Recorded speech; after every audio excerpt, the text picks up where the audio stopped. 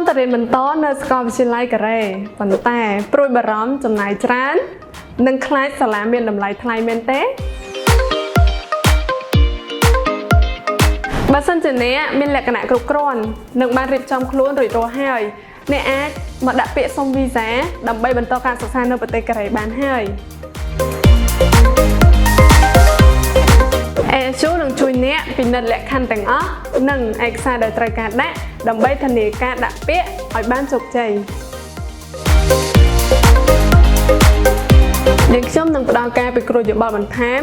អំពីសាកលវិទ្យាល័យនិងមុខជំនាញសិក្សាដែលអ្នកទាំងអស់គ្នាចាប់អារម្មណ៍ទាំងនេះគឺជាឈ្មោះសាកលវិទ្យាល័យនៃប្រទេសកូរ៉េនិងតារាងតម្លៃសិក្សារបស់សាកលវិទ្យាល័យនីមួយៗ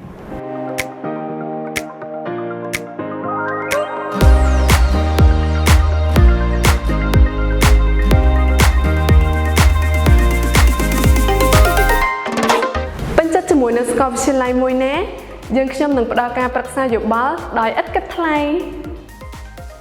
បើសិនជាបងប្អូនមានចំណាប់អារម្មណ៍ចង់សាកសួរព័ត៌មានបងប្អូនអាចអញ្ជើញមកដល់ក្រុមហ៊ុនយើងផ្ទាល់បានដែលមានទីតាំងស្ថិតនៅក្នុងសាលាសវណ្ណភូមិសាខាទួលបង្រជាន់ទី4បន្ទប់លេខ37ឬតាមរយៈលេខទូរស័ព្ទ Telegram សូមអរគុណ